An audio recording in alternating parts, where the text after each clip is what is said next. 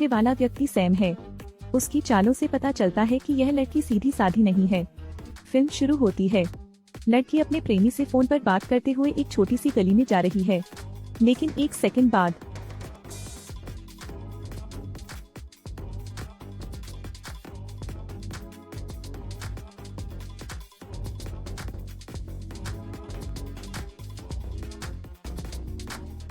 आप बहुत सुरक्षित नहीं दिखते। कुल 69 चाकू के घाव। वह केवल 1 मिनट के लिए मर रही थी और फिर मर गई। और राक्षसी चेहरा भी असली चेहरा उजागर करता है। उसने खुद को एक राहगीर के रूप में प्रच्छन्न किया। जब वह घर पहुंचा, तब भी उसने खून के धब्बे धोए, लेकिन जब फ्रिज खोला तो दोस्त के 8 टुकड़े हो गए। मृत्यु का असली देवता आखिरकार आ गया है। तुम्हें लगता है कि तुम मेरे जैसे दिखते हो।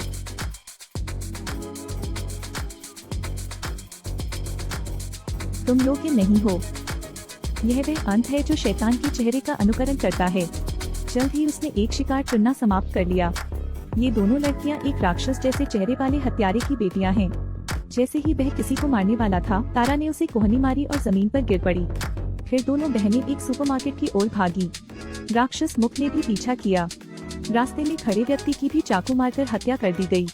कैशियर ने बंदूक निकाल ली, लेकिन शैतान के चेहरे से आसानी से बच गया। जब वह उसे ढूंढ रहा था तो वह उस आदमी के पीछे खड़ा था।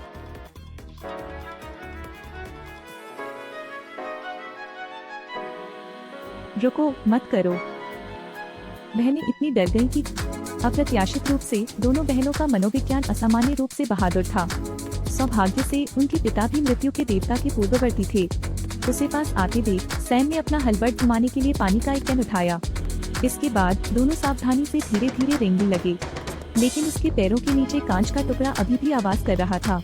जैसे ही राक्षस का चेहरा घूमा, दोनों ने शेल्फ को नीचे धकेलने की कोशिश की। इसी समय पुलिस ठीक समय पर पहुंच गई।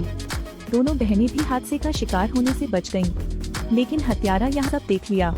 राक्षसी चेहरे ने फिर उसका पीछा किया। रैनी अपने बगल वाले लोगों को बुलाने ही वाला था। उनके जवाब का इंतजार नहीं किया। राक्षस का चेहरा अचानक प्रकट हो गया। लोगों को देखना दोबारा हमला करना है। सैम ने कटलरी ट्रे से उसके चेहरे पर वार किया।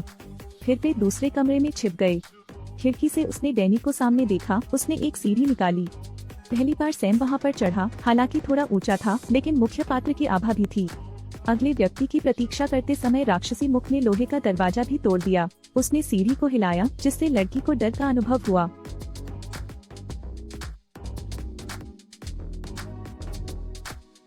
अपनी सहेली को गया हुआ देखकर सैम की आंखों में गुस्सा भर आया। राक्षस चेहरा उसका पीछा क्यों कर रहा है?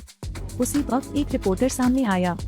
उसने राक्षस चेहरे की मान की खोज की और फिर पुलिस को वहां ले गई। हालांकि वहां युगों से राक्षस चेहरे के हथियारों का प्रदर्शन किया गया। अपने पिता द्वारा पहनी जाने वाली शर्ट को देखकर सैम धीरे धीरे उसके पास गया। उसने उस पर अपना हाथ रखा, फिर तुरंत भ्रम में प्रवेश कर गई। जो पुरुष उसे आकर्षित करता है वह साथ रहना चाहता है। वह अस्तित्व की लड़ाई का फैसला करते हुए राक्षस चेहरे की मान में चली गई। ये लड़की अपने बॉयफ्रेंड को किस करने जा रही है। अप्रत्याशित रूप से यह आदमी भी काफी मजबूत है। हत्यारा आपका प्रतिद्वंदी नहीं है। जब वे सैम से मिले तो दोनों दरवाजा खोल रहे थे। उसकी मान में 3 लोग बंद हैं। इस समय राक्षस चेहरा फिर से प्रकट हुआ। तोमथान ने उसे जमीन पर पटक दिया, फिर कैमरा छीनकर उस पर फेंक दिया। राक्षस का चेहरा हमेशा पीछा करता रहता है, लेकिन वे तीनों मिलकर उस पर काबू पाने के लिए काम करते हैं। जबकि मथन दूसरा चाकू घोंपने ही वाला था। अचानक एक राक्षस चेहरे वाला हत्यारा प्रकट हुआ। उन दोनों ने मथन पर जमकर हमला बोला। सैम ने एक ईंट उठाई, तभी अचानक गोलियों की आवाज आई। पता चला कि किर्बी यहाँ आया था। संयोगवश शेरिफ भी ठीक समय पर आ गया। उसके पीछे राक्षस का चेहरा दिखाई दिया। किर्बी बोलने ही वाला था कि शेरिफ ने उसे गोली मारकर जमीन पर गिरा दिया, लेकिन राक्षस चेहरे ने उस पर हमला नहीं किया।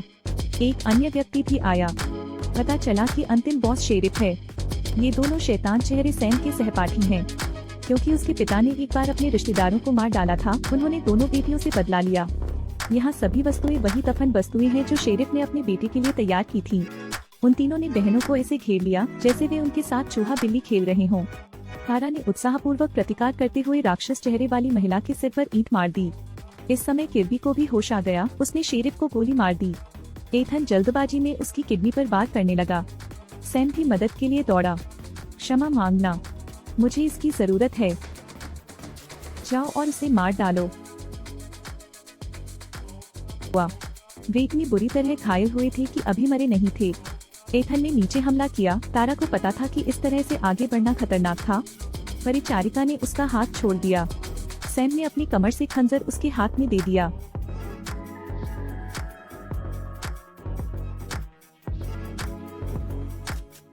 लगता है तुमने एक और भाई खो दिया है। इस बार को आगे भागना पड़ा। इस टाइकून का स्वास्थ्य वास्तव में काफी अच्छा है। बहुत सताया गया लेकिन फिर भी कोई नुकसान नहीं हुआ। वह सैम की परछाई ढूंढने लगा। अप्रत्याशित रूप से राक्षस चेहरा प्रकट हुआ।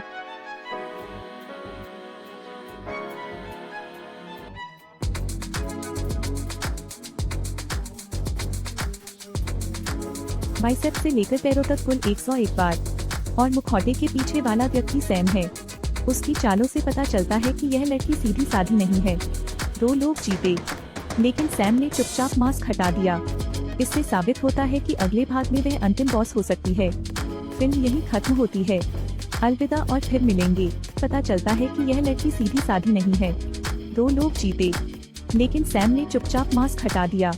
इससे साबित होता है कि अगले भाग में वह अंतिम बॉस हो सकती है। फिल्म यही खत्म होती है। अलविदा और फिर मिलेंगे।